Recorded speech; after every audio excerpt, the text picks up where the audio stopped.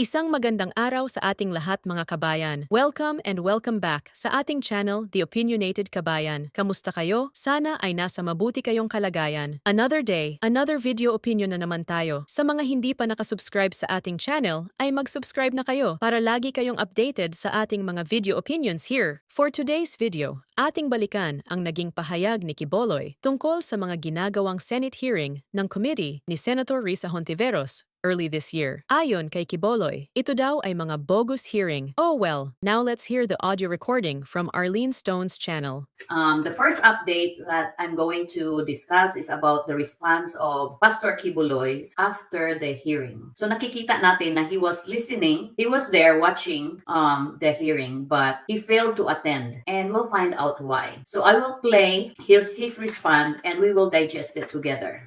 Okay? Kasi nakakatawa yung kanyang mga minions, no? They are trying hard to smash all our witnesses. But I am very proud of all the women who stood up against these abuses. You know, it's not easy to be in their shoes, but I can see the courage in their eyes, and I am so proud that they standing up for what is right. So let's digest this together. Magandang araw po, Pastor. Alam naman po natin ang nangyaring hearing kahapon sa Senado sa committee ni Senator Risa Hontiveros. Maaari po ba kami makahingi ng official statement po galing sa inyo, Sarah, Pastor?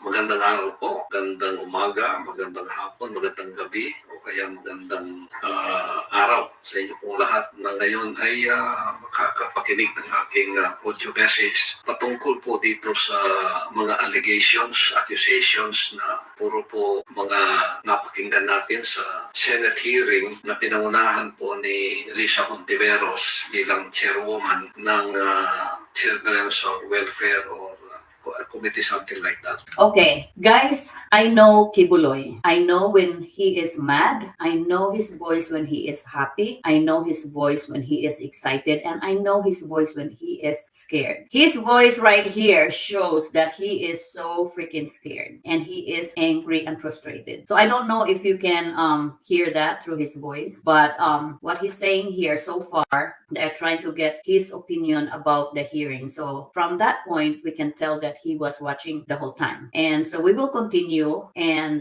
we will digest this together, all right? Pakinggan po natin ang kanilang mga patutsada doon. Yung mga witnesses nilang kinuha, veiled po, no? Nakatakip ang mukha at may mga aliases. Meron pa daw dalawang pastoral na Ukrainian at kung sino-sino pa. Ano? At sila po ay... So what he was saying here is that the witnesses, they are covering their face. There were two Ukrainians in the video, in person. So we will continue. Nag-testify sa hearing na yon na patotoo daw nila na yung mga allegations na yon ay puro katotohanan laban po sa akin. Ito po ay mga seryoso na mga allegations o accusation criminal. At ito po ay hindi po basta-basta, no? Serious po kami dito sa ginagawa. So what he was saying is all these allegations from the witnesses are serious, but they are all fabricated. He's always saying that it's all fabricated, but he never said that he never touched any of this girl ever. Ito, hindi po laro-laro ito sapagkat ang reputasyon ko po bilang ako ang head minister ng Kingdom of Jesus Christ at spiritual head ng Kingdom Nation. So what he was saying here is we damage his reputation.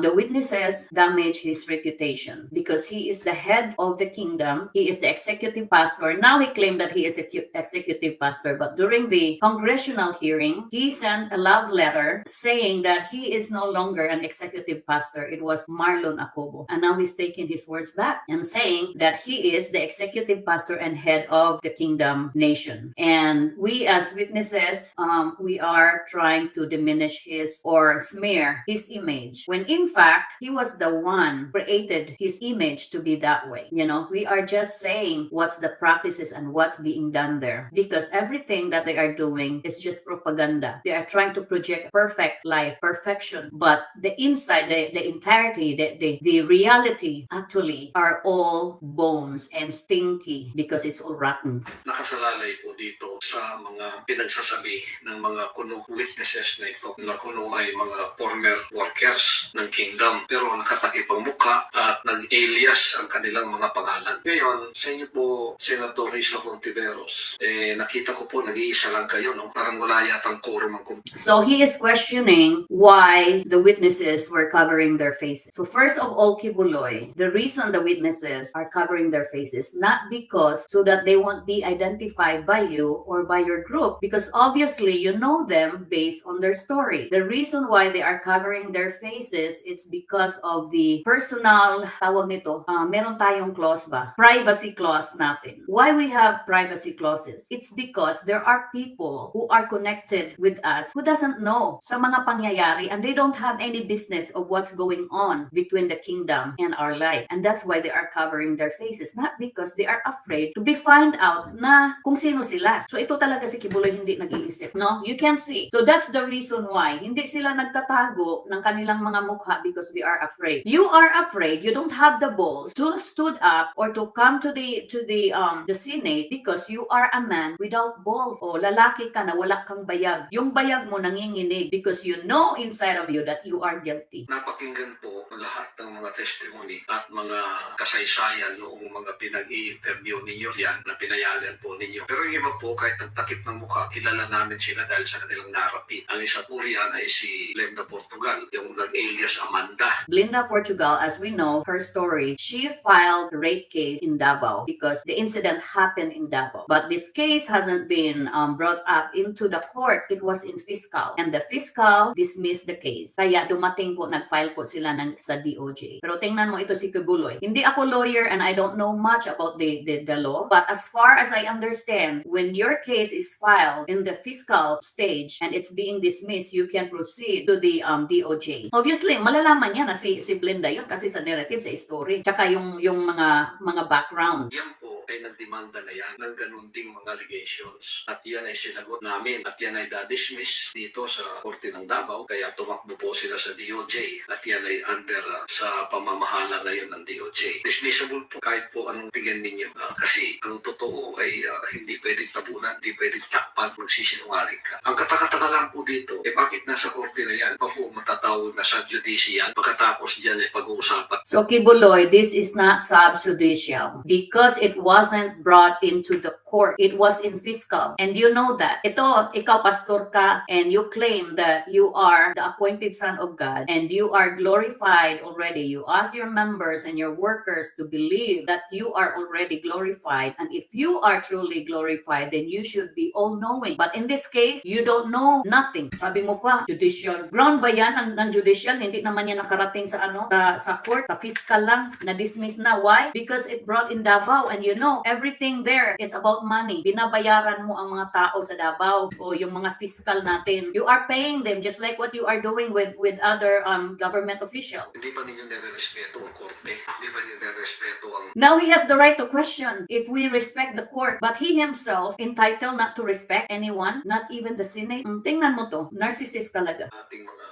Ating mga batas. Hindi na po dapat na kinuha ninyong witness yan kasi gumawa na ng hakbang na magdemanda at yan ay napatutuhanan, puro kasinungalingan ang pinagsasabi niya. Kung ito po ay pinapayagan ng batas. Napatutuhanan daw na puro kasinungalingan when in fact he doesn't go to any hearing. Kung sino-sino pinapapunta niya kasi wala siyang bayag. Kibuloy, lalaki ka, rapist ka na walang bayag. Kaya magpakita ka, harapin mo kami. Kunin ninyo yung mga records para makita ninyo ang kanilang allegation at ang aking mga sagot na puro po dispel namin ang kasinungalingan niya na ginawa doon. I don't have to elaborate here. Yung ibang mga witnesses na pinagkukuha ninyo, nakilala rin po namin yung iba, yung nag-alias si Jerome siya. Yung pong lahat ng mga full-time workers dito nag-apply bilang full-time. Yan po may mga records lahat dito. So pinakinggan ninyo yung side nila, pinakinggan ninyo yung kanilang sinasabi. Kahit sino pwedeng magsinungaling. Kahit sino pwedeng gumawa ng ganung aligan. Kahit sino daw pwedeng magsinungaling. But siya siya exempted. So, yan ang isang entitlement niya. He is entitled to make lies or to lie to everybody because of his title, the appointed son of God. Now, who is the God of all lies? No? Who is the God of all lies? Anyone can make lies but him. Kasi sapagkat wala naman silang sasagutin pa. Kasi under sila sa inyong Senate hearing. Ewan ko kung sila ba may immunity o kayo lang ba Senator Hontiveros yung may immunity. Kaya siguro tinatago din yung mga mukha nila. Kasi kung talagang totoo yung sinasabi nila, hindi sila dapat matatakot. Pero kung libelous yun, kahit pa dyan sa hearing, For your information, Kibuloy, none of us are afraid of you anymore. We are done. You put fears into our heart and now it's all gone.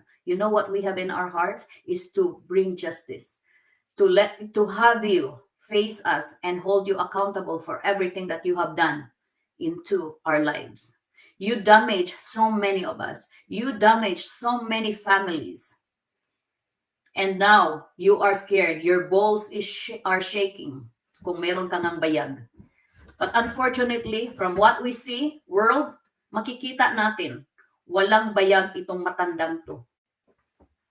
Now, let's proceed. sila, after ng hearing na yan, talagang nananagot po sila sa batas. O, sa mga false allegations, lalo na ang reputasyon ko po ang nakataya dito.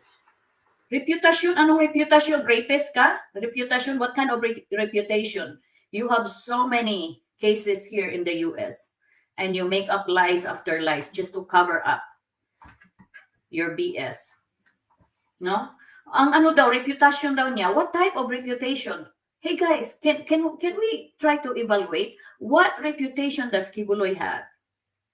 That we have, we are scared na ma-damage daw yun. Matagal na pong damage yung reputation niyo, Kibuloy. Now, let's proceed. Ngayon, sa iba pang mga allegations na gagawin ninyo, lahat ng mga false accusations na ginagawa pa, kahit sino pwede kayong pumick up ng isang witness at pagkatapos tabunan ng mukha, pagkatapos gawin yung alias, kahit ano na lang ang pinagsasabi niya doon, wala ba siyang sasagutin? Sa inyo ba yun ay totoo na? Sa inyo ba yun ay katotohanan na lahat? At pagkatapos, gagawin ninyong guilty ang object ng inyong paninira? Tulad. Alright. So now, he's trying to, yung binabalikan niya, he's playing victims here. But first of all, Kibuloy, we both are given a chance to present our case. We were invited to the court hearing, to the Senate hearing, as well as you did. Pero hindi ka sumipot. Kami sumipot. Now, don't tell me na kami lang ang pinapakinggan. Kung nandoon ka sana, dapat you presented yourself.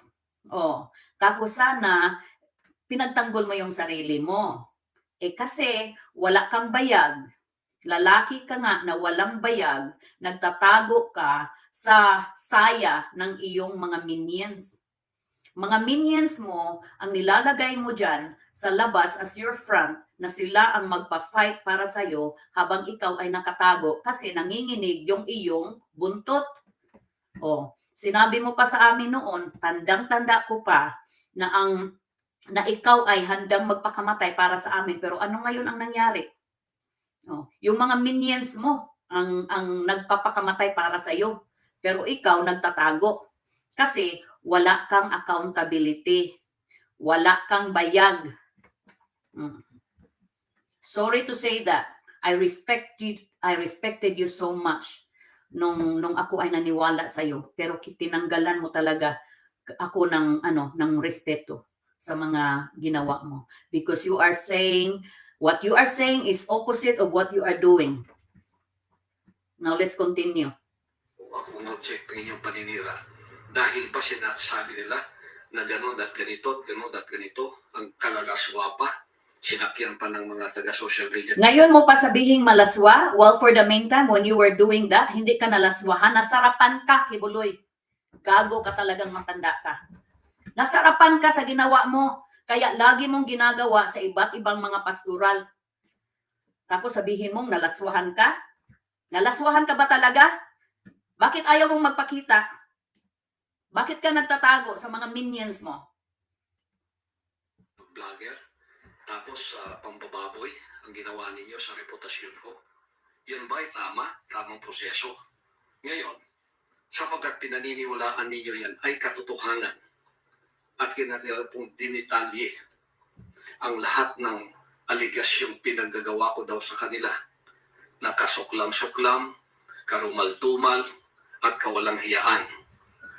Ay maganda pong mga... Yeah, obviously, they elaborated everything that Kibuloy did to them. And he's trying to make himself clean, no? Ganito talaga tong mga narcissist. And he's trying to, binabaliktad niya yung story. And now he's trying to play victims. Testimony yun kung ito yung ay totoo. Ngayon, ang sunod na hakbang po ninyo, hinahamon ko kayo, you go to the court, tulungan po ninyo ang mga kaawa-awang ito. Pumunta kay... Now he was challenging. He was saying that we should brought us to the court. Kibuloy, you have a court hearing here in the US. Why are you not showing up? Why the hell you're not showing up? You are a freaking liar.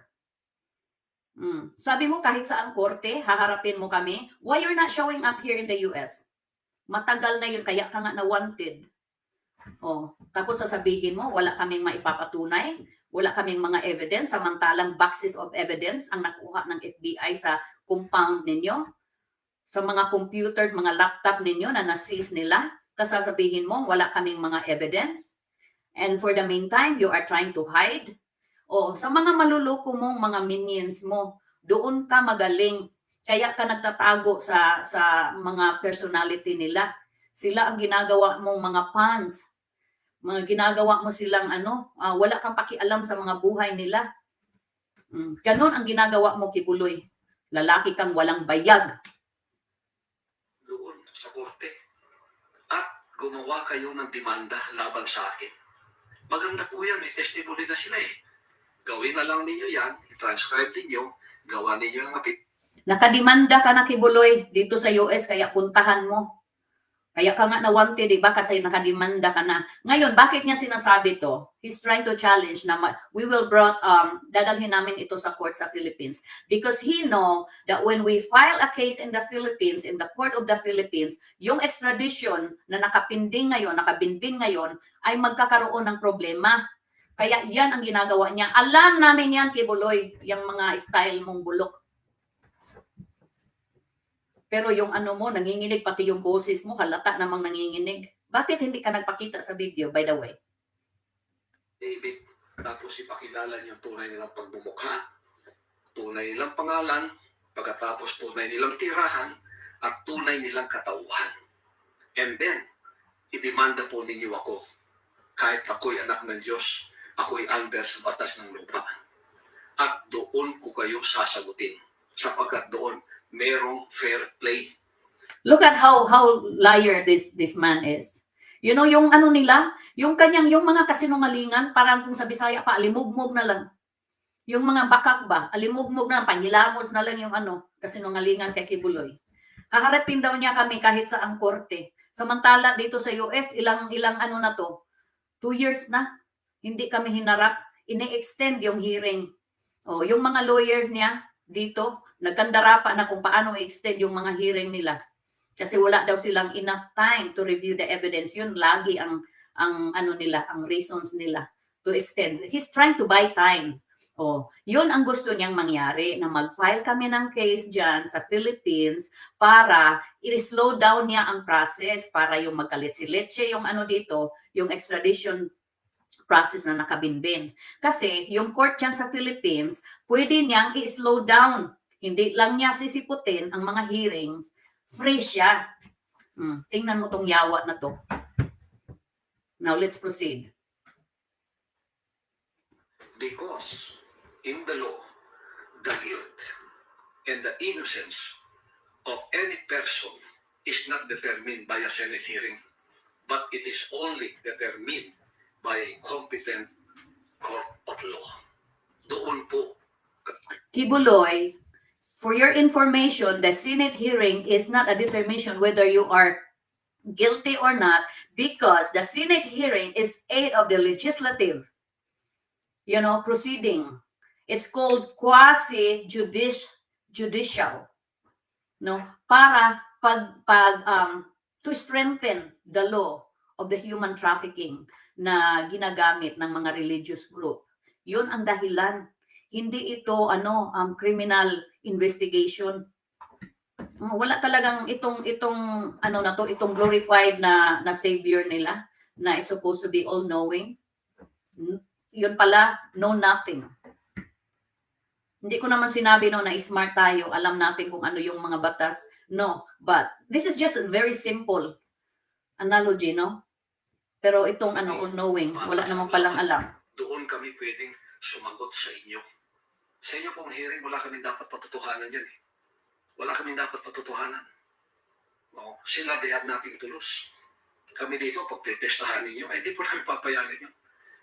I will not subject myself to a bogus hearing and to a bogus witnesses if they cannot stand on their word. Now, hinahamon ko sila. Sino ngayon ang cannot stand on their words? Who now? Sino ngayon ang hindi nakapagtayo sa words nyo? No? Kayo ba, Kibuloy? Meron kayong tinayuan mo ba yung mga words mo? Hindi ka nagpapakita sa mga hearings. If you have the balls, if you have the ability to stand up to your words and you have credibility and you have accountability, then you should face us. Iilan pa lang kami, Kibuloy, patikim pa lang yan. Kung sa pa to, sa dinner pa to, no? If we call this dinner, this is just an appetizer. What you have seen in the Senate hearing is just the appetizer. The main entree ay wala pa.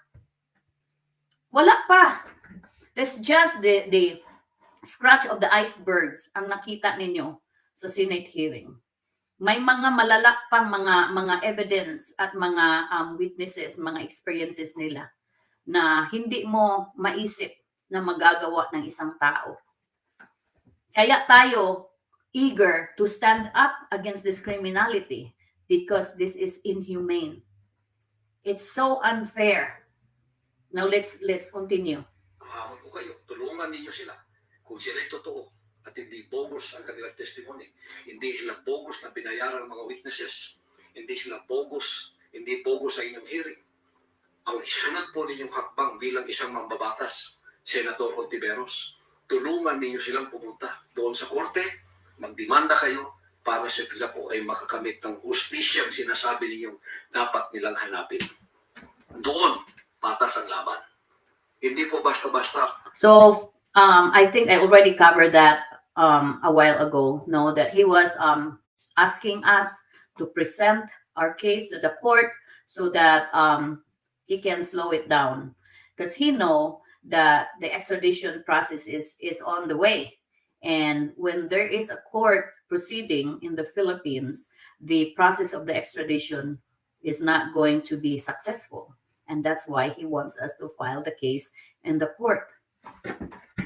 So that's what happened. Mag-aakusa kayo, lalo na sa isang taong katulad ko na international ang reputasyon, ay gaganunin na lang ninyo ako. Kaya ako po ay hindi sasalo at magpapasakop sa inyong hearing sapagkat para sa akin yan ay bogus na mga witnesses at bogus na hearing. Sorry po sa pagsasalita ko ng ganito. Bogus daw ang hearing at mga bogus daw kami, mga bayaran. Sino kayang mga nagbabayad sa amin? No? Si Steve Jobs siguro, no? Kasi hindi na uubusan ng pera. Ilang taon na tayo dito nagsasalita, no? If I was being paid, siguro yung mga nagbabayad sa akin na pordoy na.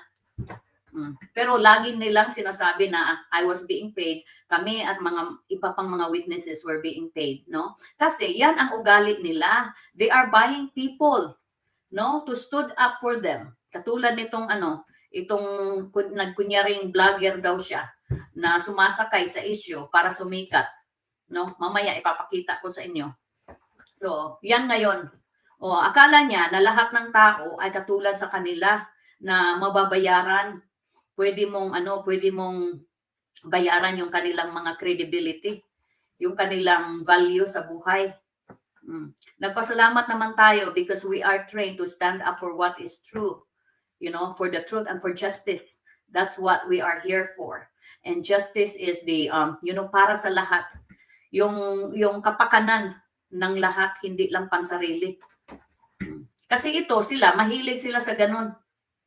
Now let's continue. Sapagkat yan ay pinaniniwalaan ninyo, kaya naging bogus para sa akin, para po maging makatotohanan kayo. At inahamon ko kayo kung talagang totoo sila.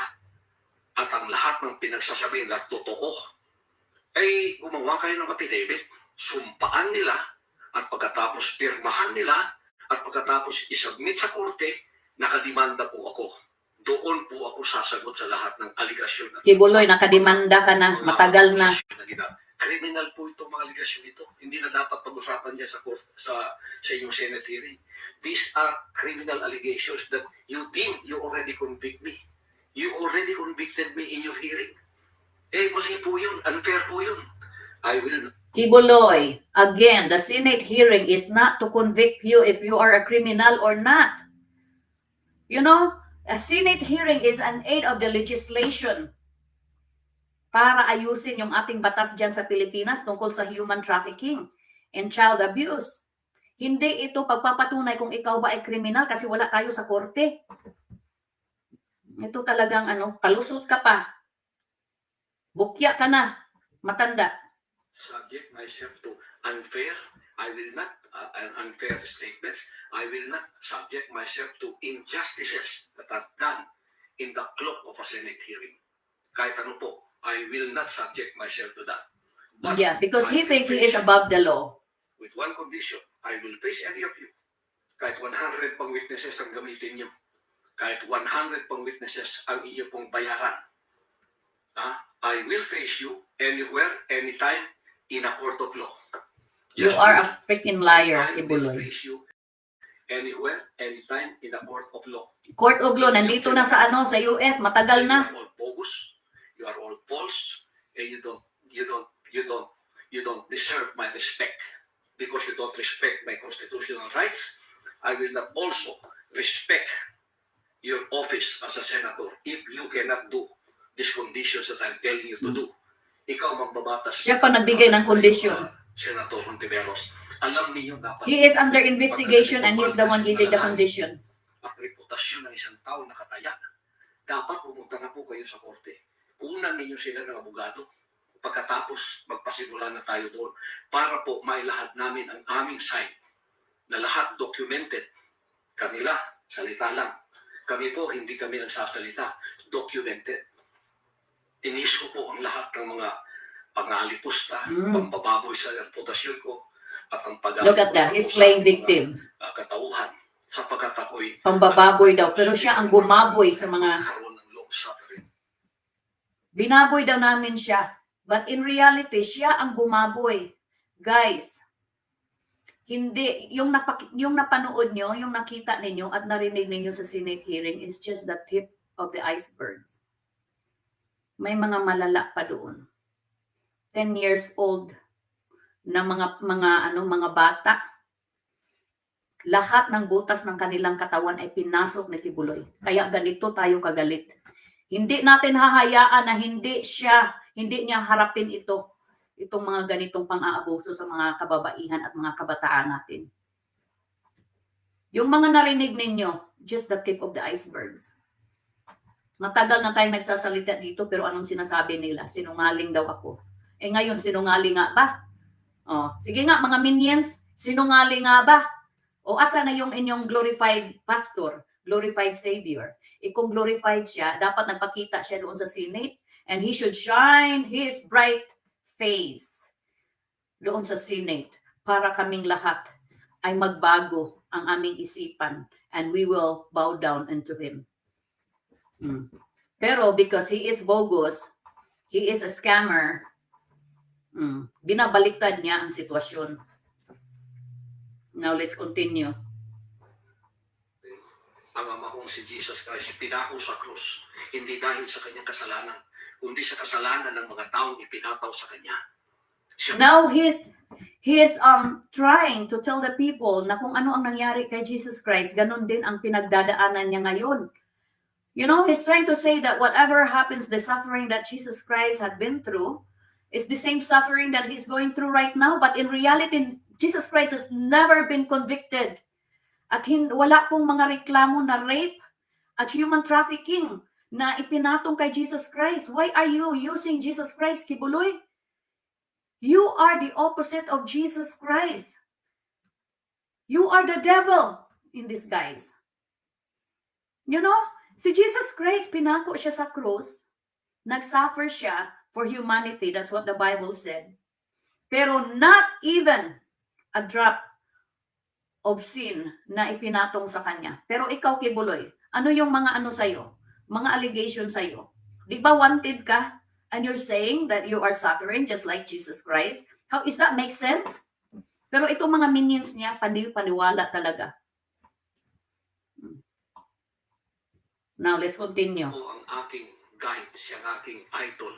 Kaya tiniis. Siya daw ang idol. Idol daw niya si Jesus Christ. Opposite naman ang ginagawa niya. Kahit sa Amerika, it is the same scenario as it is here. Inakusahan din ako doon. Ng marami. Yes, Kibuloy, but you're not, you are hiding. Pero puro pagsisinungaling. Puro pagsisinungaling daw. Akala nila hindi ako makakuha ng mga abogado ko doon. Nahihimay-himay ng lahat ng kanyang pinagsasabi. Ngayon, nahihirapan silang humarap. Tingnan nyo, nahihirapan daw kaming humarap. Pero yung mga lawyers niya, 8 lawyers niya, nagkandarapa Hindi ko po kayo kung paano i-extend yung mga hearings. Mga witnesses na kinuha ninyo. Hindi ko po palalampasin ito. Kailangan malaman natin ang katotohanan dito, not in your Senate hearing, but in a court of law. Ulitin ko po, ang hamon, kung totoo yan sila, hindi kayo bogus na witnesses, hindi kayo bogus sa hearing na ito, hindi ka bogus sa hearing mo, Senator Ontiveros. The next thing I tell you to do, inahamon kita, I challenge you, go to court, Nag-challenge pa. make those allegations detailed in an affidavit, and let them sign it. Now, I challenge you, Kibuloy.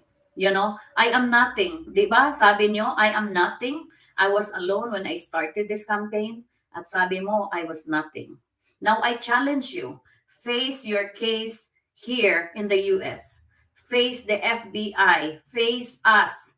Sabi mo, kahit sa ang korte, haharapin mo kami. Nasa korte na. Matagal nang nasa korte ang kaso ninyo. Bakit hindi mo kami hinaharap? Tapos babaliktarin mo kami, sasabihin mo na wala kaming mga evidence. Samantala, yung mga lawyers mo, ang nagkandarapa kung paano i-extend ang mga hearing ninyo. Kasi you are trying to buy time. Sinungaling ka talaga. You can build lies after lies, but sooner or later, you will face us. And then charge me with whatever charges you want to do. Welcome kayo doon. At doon patas ang laban natin. If you cannot do that, you did not respect my constitutional rights. I Constitutional rights? Now respect you. Siya lang ang may rights. Is that mean that ikaw lang, Kibuloy, ang may rights? Kami wala kaming rights? How about our rights? Have you considered our rights? The rights of the victims, the rights of the woman that you raped, the rights of the girls who've been sexually abused? Have you even think about that right? Are you alone have the right?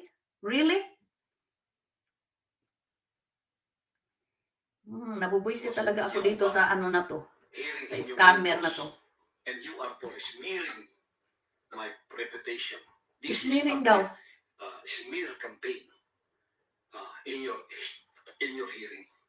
So, magrespetuhan po tayo dito. He's asking for respect. Respetuhan ko kayo. My God. And he can't respect the Senate. Dalhin niyo yan sa korte. Kung kayo ng affidavit, ulitin ko, papirmahin niyo sila. I-transcribe niyo lahat ng pinagsasabi niya yan. Tapos haharapin ko kayo. Tulad na ginawa nitong Glenda Portugal na alias Amanda. O yan, patas yun. Ngayon, na-dismiss sapagkat puro kasinungalingan ang sinasabi. Patas daw, na-dismiss daw kasi binayaran yung fiscal. Hindi po nakarating sa court yung case ni Glenda sa Davao. Kaya po sila nag-appeal sa DOJ. Waiting for the judgment of the DOJ. Tapos inulit ninyo, nag-alias-alias pa kayo yan. Tapos kung anong paninirang ginagawa ninyo sa reputasyon ko. Paninira daw sa reputasyon niya. Tatlong beses na itong pang sinasabi ko. I challenge you. Now that they have detailed all of the salacious allegations against me and my person, which they demonized, which they bedeviled, and which made a monster out of me. You are worse than monster, Kibuloy. Help them file a case against me.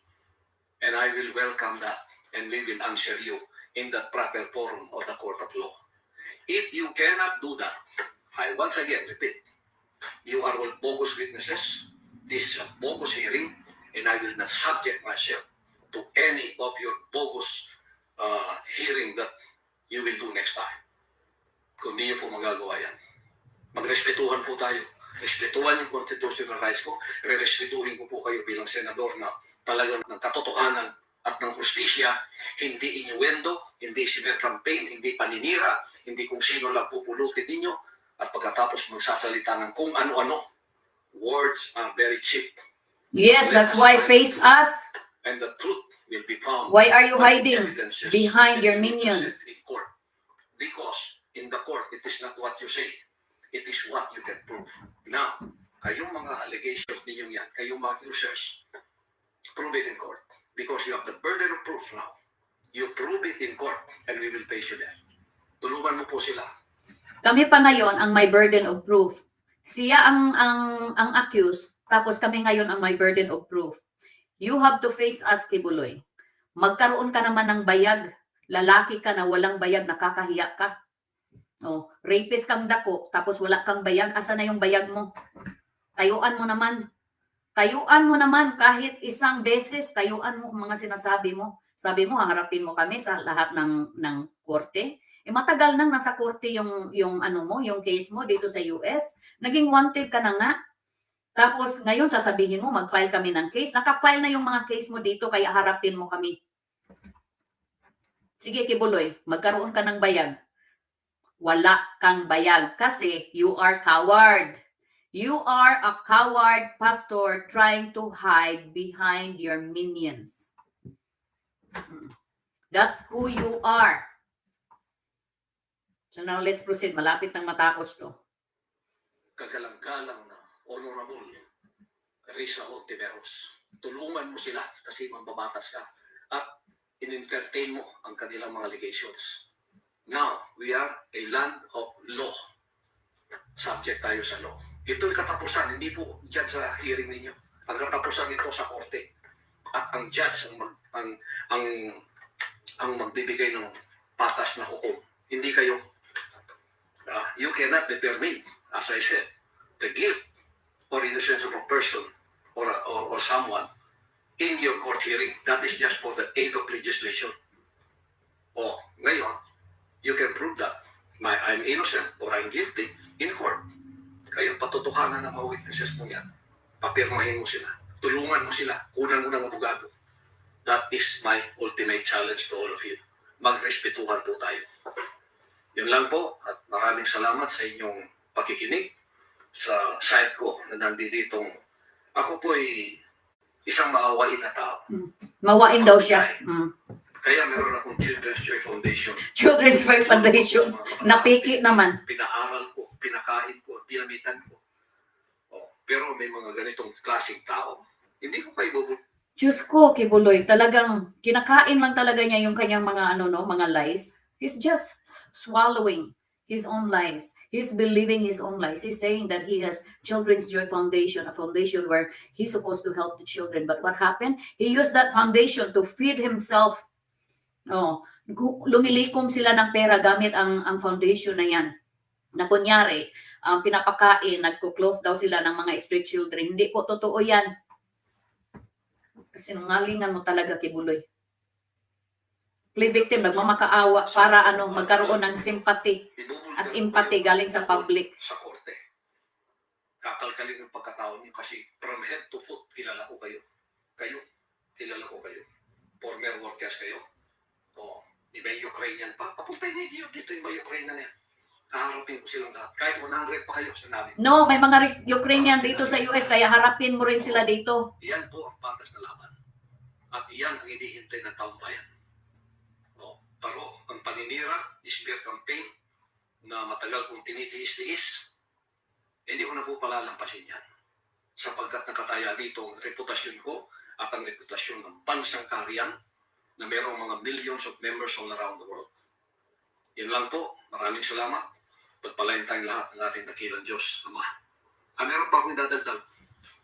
Sinabi ninyo, kagalang-galang na Hontiveros, na naglagay kayo ng, you put words in my mouth, at sinabi ninyo na, marami daw akong hindi daw ako natatakot dahil marami akong kaibigang mga makapangyarihan, o mga politiko ba yun, o kung sino. Kayo po nagsabi nun. Magpalabas kayo ng video na nagsabi ako ng gano'n.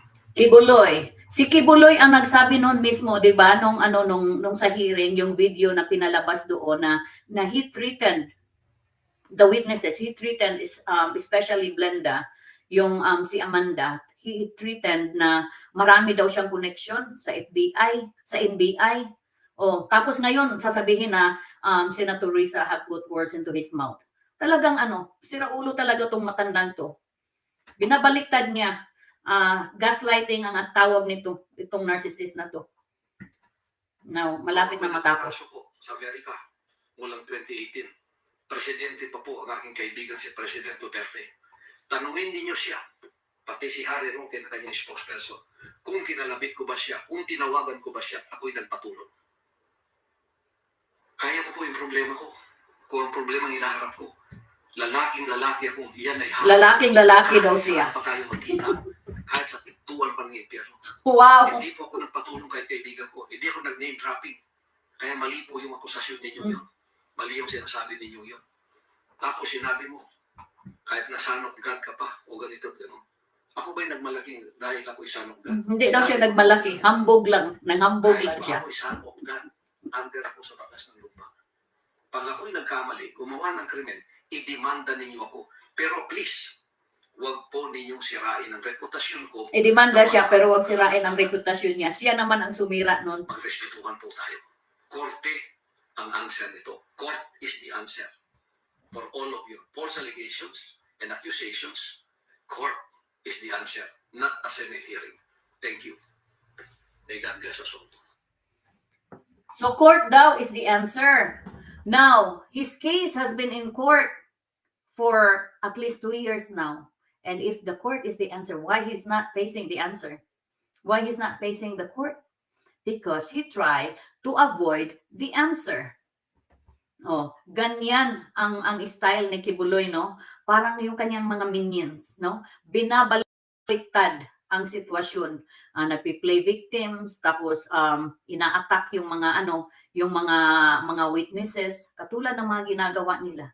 Ina-atake yung mga witnesses natin. Ako, nasanay na ako dito, no, sa mga style nila. Kasi matagal na rin tayo dito sa social media. At habang tumatagal, nagkaroon tayo ng thicker skin every day. I don't know, I'm really grateful that God made me who I am now. Pero ako, naaawa ako sa ibang mga mga victims, no, na ginaganon nila. But at the same time, nagpapasalamat ako because they are they are pure of woman, a real beauty of strength, no, sa mga kababaihan. Kaya palakpakan po natin at ipagtanggol po natin ang ating mga babaeng mga witnesses, no. Kasi it's not easy to be in their shoes, no, but we are proud because together as women, meron tayong strength. Kaya magkaisa po tayo na i-hold accountable itong manyakis na ito para matapos ang mga abuse na ganito sa mga kababaihan. So nagpapasalamat din tayo kay Senator Risa, no, for doing this para magkaroon ng pagbabago ang ating lipunan. Mawala na yung ating mga tawag nito, yung mga abuse na ginagawa ng mga someone in power ba, no, abuse of power. So ayun mga kabayan, kayo, ano ang masasabi niyo sa audio message na ito ni Kibuloy? Napaka-sarcastic and narcissistic niya, ano? He wants naman pala his side of the story to be heard. But why not attend the hearings? Just imagine yung mga kaso niya sa Amerika ay ilang years na yon pending hanggang sa naging wanted na siya ng FBI. Pero hindi siya uma-attend sa mga hearings. Instead, dinidelay niya pa ang process by making unnecessary requests. Masyado siyang pa-VIP. Anyways mga kabayan, that's it for today. And see you again on our next video opinions here sa The Opinionated Kabayan.